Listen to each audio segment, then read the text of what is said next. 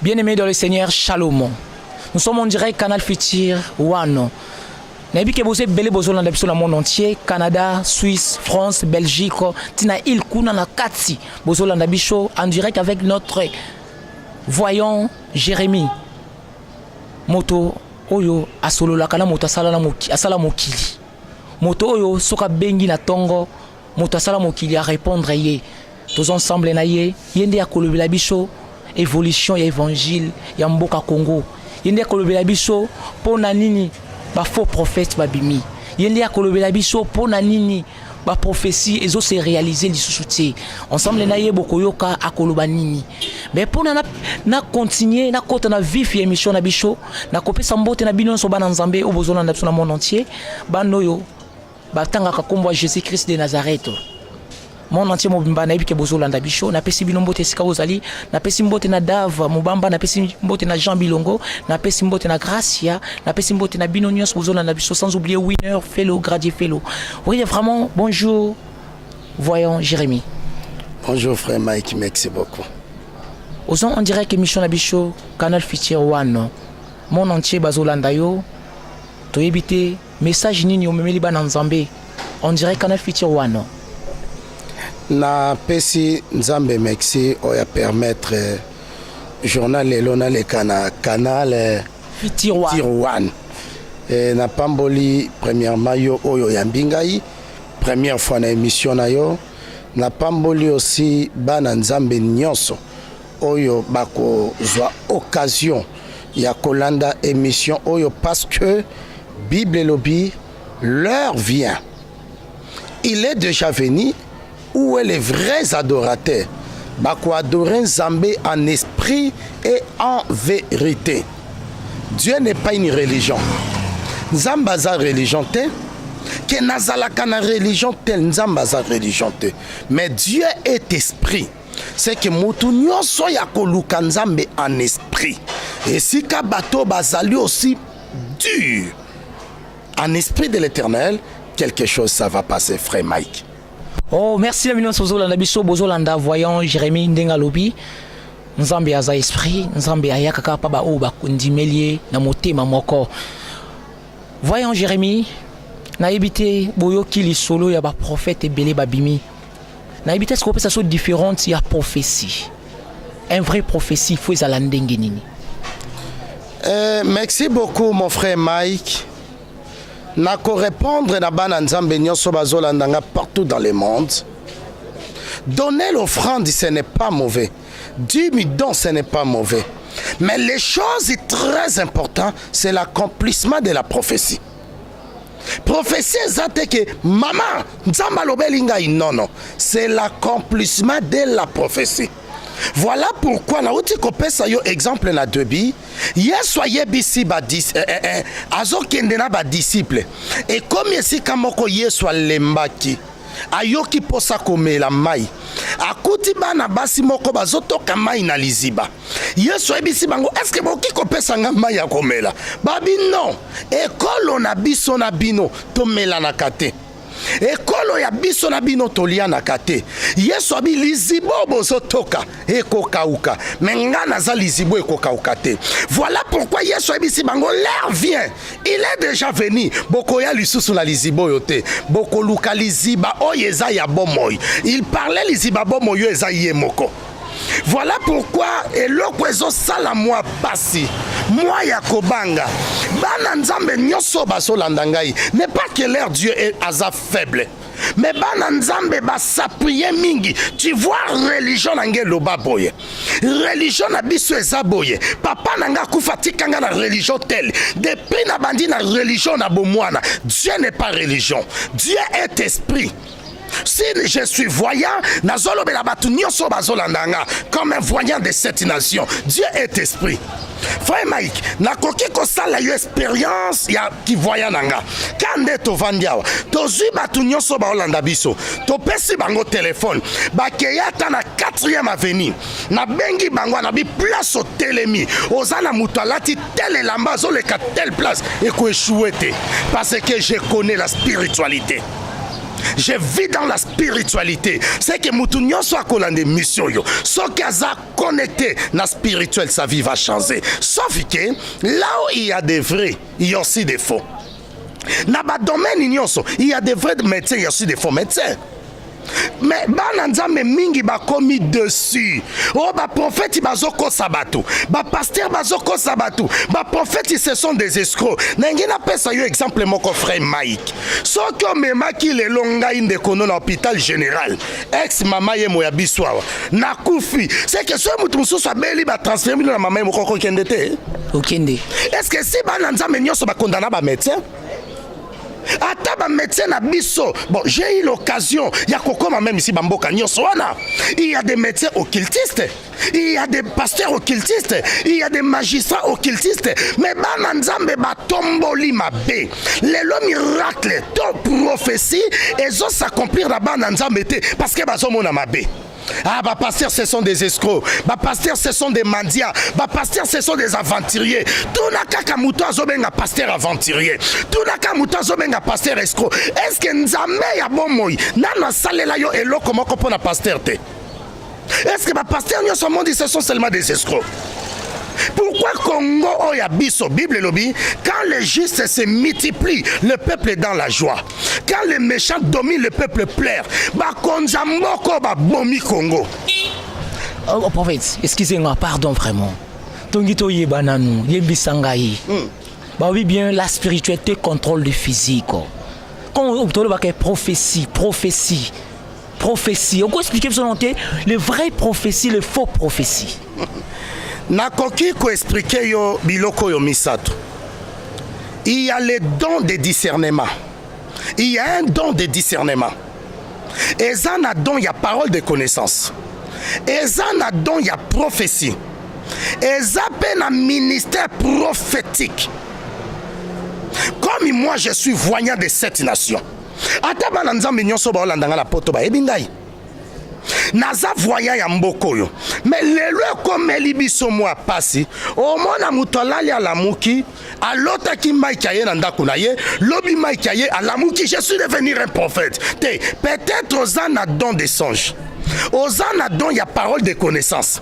Aux an a don il y a discernement. Mozan a ministère prophétique. Ministère prophétique exact que maman nzamba la kisinga o lati la mba rouge. Tona batu nyoso ba mi benga ba prophète. Ba expliquer ta signe attends.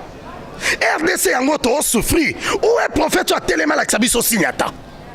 Tona taba prophète nyoso bo le boyebi na mboko yo. Ba la kisabiso ta qui sera le chef de l'état pour le moment? Président Kabila Bénissi Dauphin, oui ou non? Oui. Bemba a postulé la présidence. Félix a postulé la présidence. Vita Kamer la présidence. Quoi? Oh, Mouzitou la présidence. Oh, Moussoussoyo, Nalinga Kamingi Onani.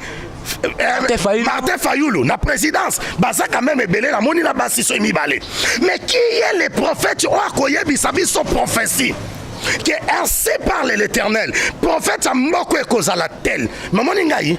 Na ko pesa yo ngo sikoyo Mike na yebiso après le 23 décembre so que sami bongote yakanga azwa livra ndoko na peso je vais te donner to sakoli na mboko yo to moni résultat ya mboko prophétie zate mabe komi mingi bana nzambe ba komo landa ba fitilité mama nzamba lobi nanga oyoka kaba ventre passe au moins sinon ce soir ba moment règle oyoka kalibongo passe ce n'est pas la prophétie. Au moni maman moko esi akoli rabababa nzamba lobi nango yo kaka makolo passe oh ajo ya zana il faut kaka makolo mukongo passe détailler mutu l'avenir expliquer mutu avenir Mike nangai yebisa mutu Mike lobi toza vendredi na heure tel na minute tel o ko recevoir mutu tel Mike atotsa temba professeur ndimango Oui, oui. Mais tant que vous avez mutu, maman, rabacheke, papa, nzamba lobi na ngai, oku, net il a fait passer, bah invité ngai na Cameroun. na yambi pasteur bon moto ayambaki biso na Cameroun ayambi pasteur moko auti Togo amoni papa moko ya mukolo mon frère Mike atelemisiye papa mukolo koko nzamba lobi nanga ozaka na problème à miss oh agi déjà ce comme plus de 50 obela misut atanga notre ozaka problème à miss Mike eza biloko muso eza prophétie te ce sont des futilités bana nzambe baluka ba vrai voyant prophétie eza makolo pasi te prophétie eza douleur te nauti koyamba mwana nzambe moko lelo abengi ngai abi papa mutu tel abengi ngai nalandaki yo na émission tel atindeli ngai émission na yo nalandi yo na YouTube mais nalingi nayebisa yo naza na kati ya problème moko trop sérieux nalingi nzamba loba nopesa nga solution nayebise mama kendeko retirer police oyo bengi okoseli mobile na yo makambo est-ce mobile na finaki na kingwa bwaki téléphone mais c'est pendant que ozolo balanga o lati sengle ya noir o kangili puto za na servette à blé na se abwaki téléphone naza na yete ya za na Bruxelles professeur za biloko bato bazomona te Mike professeur za nzamba lobi nanga nazoluka prophète akolakisa biso président miso balobi déjà Kabila président fait est-ce qu'à cause apôtre pesa biso nanu prophétie na yo nani oyo akobima président lelo oyebi plusieurs fois na leka na ba émission yo bana nzambe balobaka prophète Jérémie c'est un politicien nako préféré seconde émission to salango na église na ngai ozolanda frère Mike pona la ki sabana nzambe que prophète Jérémie n'est pas politicien. Prophète Jérémie, bah, comme tu me vois, j'ai des députés à majorité ou des députés à opposition qui prient chez moi. Ozolanda ngai nazali na oyo balobaka parti prité. Sauf que likambo eza mabe na lobango mabe. Mon frère, mais qu'est-ce que kendo ya na koti ba prison pour la prophétie na mboko. Ngai na koti prison ba beti ngai fimbu toujours asuka ba bi renoncer na makambo na biboso molimo na bobo mango mais na olobate. Apôtre, voyons. Bana nzambe nyonso bazolanda biso na monde entier. Baza po saba yeba au prophétiser. Président o ya kobima. Après le 23 décembre, ils ont nani. Merci beaucoup mon frère. Sauf que nakoyebisa yo na ye kosala kilt ya personnalité te. Ata président akobima, voya kobengeka président. Bongo te.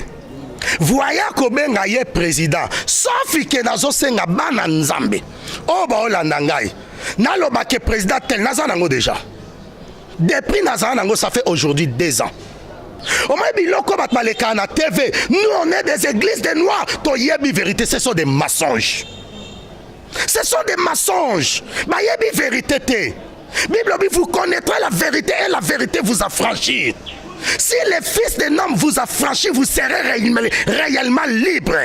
Ba yebi na nous liberté parce que moi na moto le lion de la tribu de Juda zakat la bangote na yeko ça la propagande plus ya présidente mais na lobby que na yebi o yakobima attends en coulisses moi je peux te dire mukolango koloba ah j'avais reçu un voyant mais sauf que na yeko yebi sabana nzambe o nyoso ba olandanga na monde ate na katsa ba humiliation bazu ya ba pasteur ya ba prophète ya ba prophétie balukana nzambe na solo nzela ba prophète à solo parce que me le coûter comme mingi est-ce que bi ba prophète le misusu to comment prophétiser ka apotolia hein normalement parce que ba tapoto ba landinga ba opesa ngambongo hein voyons na habité to six ano eloko yo na habité balobi le corps et le temple du Saint-Esprit. Le corps et le temple du Saint-Esprit. Tout le monde a cassé qui moi ça zana sili la mutu azala mal à l'aise. So koti li ba benga ngolini li andila likolo sa mal à l'aise olala te boni mu selekete na likola mutu sala inane mutu azala l'aise. Est-ce que koyebisa sona eloko wana te?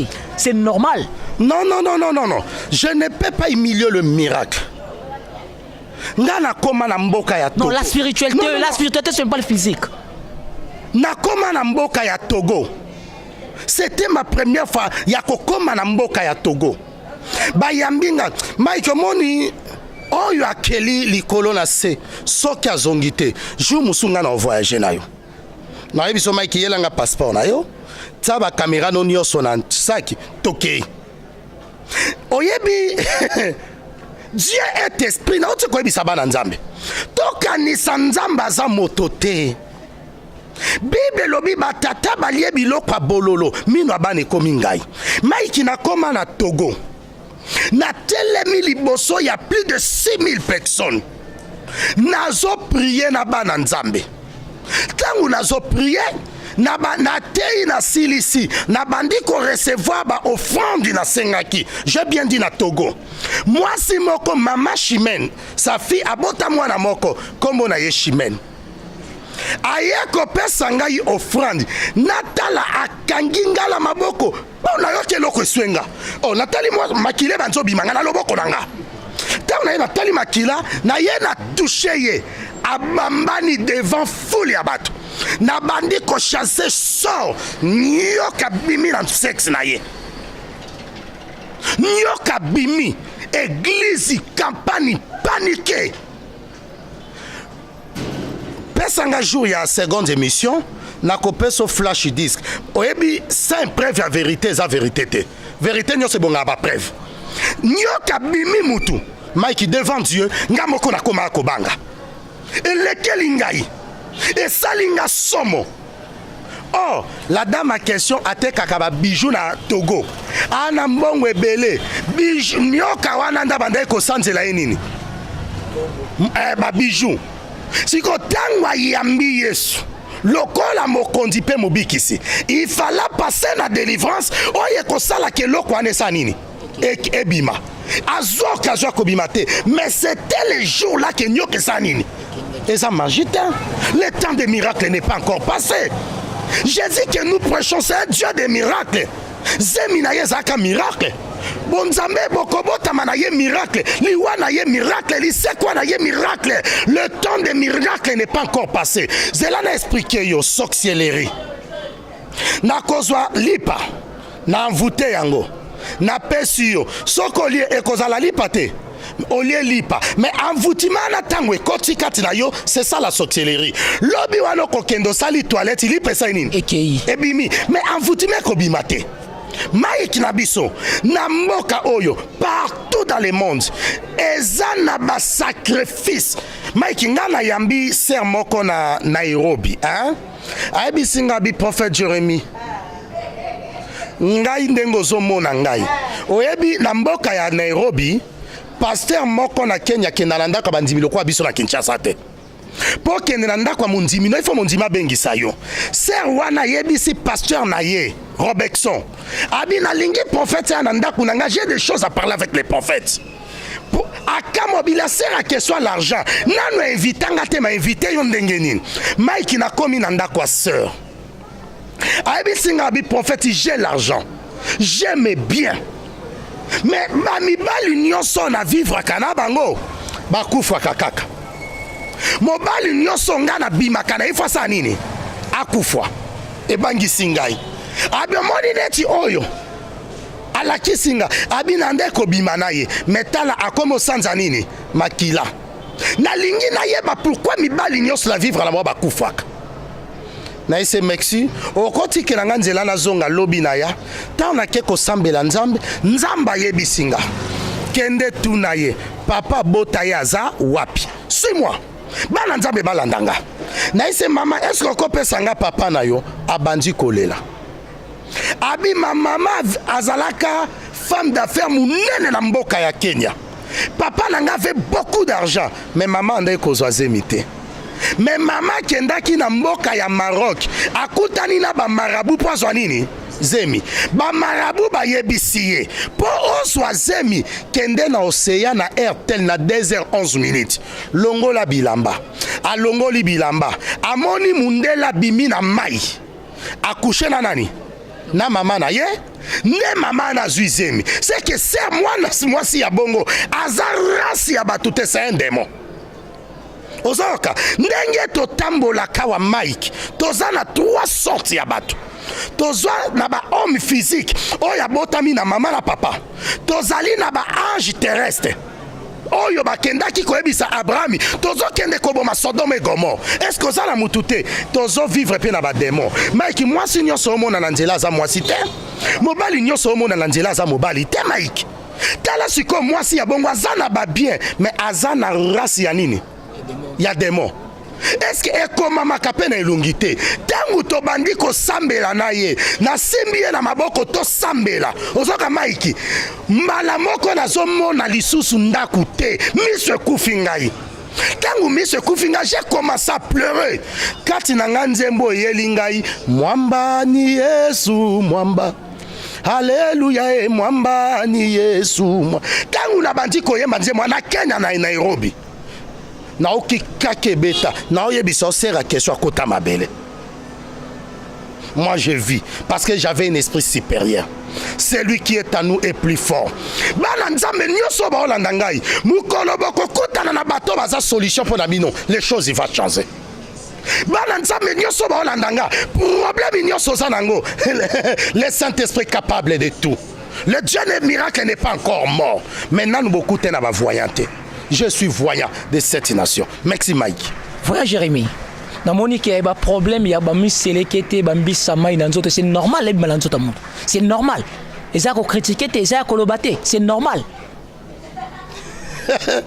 Oyebi Bible lobby. Si le Fils de l'homme vous a franchi, vous serez royalement libre. Tikana ebiso lokomoko Mike. Oyebi batu nyonso bafinga ministère ya combat spirituel. Ba nyonso bafinga ministère ya combat spirituel. Mike ezali sumo obotami na ndako ya papa na yo. Okoli na ndako ya papa na yo. Okufi na ndako nini ya papa na yo. Mais c'est un esprit. Il faut sortir de la première maison. Nalingi na bisaba na nzambe nazawa na pona lobate ke ngala peso exemple ya Togo muta simbinga nyoke sa nini c'est le miracle. Bon est-ce que Mike na tuni pe yo journaliste likam okola kisanga miracle o eza recommandé na Bible na o eza recommandé te la kisanga ngam na tuna ba question miracle nyonso eza possible miracle nyonso eza possible. Mike ngana ebi pasteur moko na mboko yo moyena tangelo ko monete na yo sa publicité na été to kutani na ye na cimetière ya Mbeteke nouvelle cité to ke kokunda pasteur moko a tutani na omoni bandeko baza mikuse abi oh moi so bakanga vi na ye pasteur o le kaba tutani sera koma mulai tilelo ezangate na ebi pasteur ngo tilelo olbani ezali lokuta. Non, miracle est possible. So bana nzambe balingi miracle nini? Ozaki na mutu pa sobiki ndeza miracle. Non, balimita kanzambe te. Mike, soki Congo na biso, ba famille na biso, il y avait pas un miracle mais si bandoki a famille ba boma biso. Mike, comment ka place to ça l'émission? Est-ce que na avenue oyo, ba cérémonie o bandoki ba sala yo yebiango? Bon, ça ce qu'on a ébiso il lokomoko. Net, au moins place dans cette émission, milingo ezo bima la songe wana et a puissance à s'accélérer yo monango. Siko.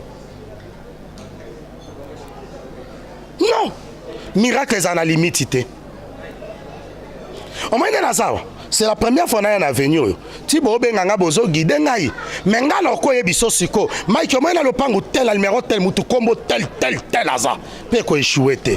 Bana nzambe, miracle za lokutate. Miracle za réel. On nyosa confiance na nzambe oyo ki sa masonité. Mike yona mona batapus ba konyi ba konzité. Mona déjà. Ba ba zayi ba konzi ba kiti na sete. Mais c'est un miracle. Yo katinza makela ba oya ika po ba souffrir. Yo katinza makreya ka biso poto nyokwama. Mais ki yo mona muta makolo loba komi ya mutu kate. Mais oazela mituka zongi makolote. Le temps de miracle n'est pas encore passé. Bana nzambe batika ba fitilité. Oyebi ba pasteur ba kosaka batu, ba pasteur ce sont des escrocs. Tala muta zo finga pasteur escroc e mo vinezani. Mike chaque fois ngala tsaka makona poto, so na kena chemise la tika na poto. Tu peux imaginer? Mike ngana foute la kabatu bandako na poto. Mais naza Kinshasa. Bana nzambe ba croire que le Dieu des miracles est réel. Toti kanon na monza critique. Tobi na monza kofinga. Tobi na monza kotonga. To lukanzambe na bosolo nzamba pia biso solution. Merci na biso solution na biso. Merci na voyant voyons Jérémy, vraiment mingi boso landa biso bana nzambe mobimba ou boso na so monde entier. Toza liboso na biso voyons Jérémy, moto monaka makambo nzambe na misu, moto solo la kana moto sala mokili. Motoma amonaka venir no liboso, moto kutu amoni moto déjà to biba présent. Hein, le 23 décembre il y a moni a lobby ango. So za na tembo pousa liboso na koyebisa yo. Vraiment voyons Jérémy, lobama loba bien ya suka pona église. Et que ça m'a l'ampou au ba yebi église te ba so adresse église ça bien vraiment. Nazali, représentant légal de l'église, centre de miracle l'agneau immolé. Ok, comme église nanga. Centre de quoi? De miracle l'agneau immolé. C'est que je crois au miracle. Prophète Jérémy voyage, je suis congolais, loko la bande konyoso, paxi par là bazo landangai et na pamboli bango. Ba o nyonso bazali na besoin ya ko zwangai atunanga motuna ya malamu to ya mabe. Nazali na réseau obiso tobengi na Congo Vodacom. Toloba nini 00243 00243 za code mboka 81 375 27 94 81 081 375 27 94. Ba o bazali banda il faut bana la plus 243 ou bien 00243 81 375 27 94. Na répété pour la dernière fois 243 81 375 27 94. Eza numéro sur WhatsApp, eza numéro ba santu nyonso bangi ba bengangai, so bazwingai na WhatsApp partout ba benganga. Na pamboli ba nyonso ba lande mission. Likambo za nango, nzamba za capable. Na yebi keso beti libaku pona basai na nzambe. Na yebi kesi basai na nzambe bakosi yo. Mena yebi sayo, lokola Yesu yebisa ki Simon, o lobi butu mobimbo mozo lokote, bwaka lisusu file. Nzamba otiko kufa bongo te. Histoire n'est pas ma coquille à changer. Yozolanda émission, rien ne sera comme en avant. Que le Dieu des miracles, que le Saint-Esprit et même un changement, la vie à Moutouma quoi l'andi émission. Au nom de Jésus-Christ, amen. Amen. Merci la million sur la biso to kina voyons Jérémy moi na Congo o asala ka miracle ya malamu ya nzebo nsombe. Vraiment na pesi mbote na biso wande ko landa biso na mon entier mobima na pesi mbote na mon père spirituel la spiritualité contre le physique père André Senga na pesi mbote na Jean Bilongo na pesi mbote na Dave Mubamba na pesi mbote na Betty Masengu na pesi mbote na bino nyonso bozaki proche na biso na pesi ba fidèle nyonso ya Canal Futur One mbote eskabo sali na pesi mbote na Etik Mbuku na pesi mbote na Martin Mabedi bana nso nzambe na pesi mbote nzamba pambola bino amen.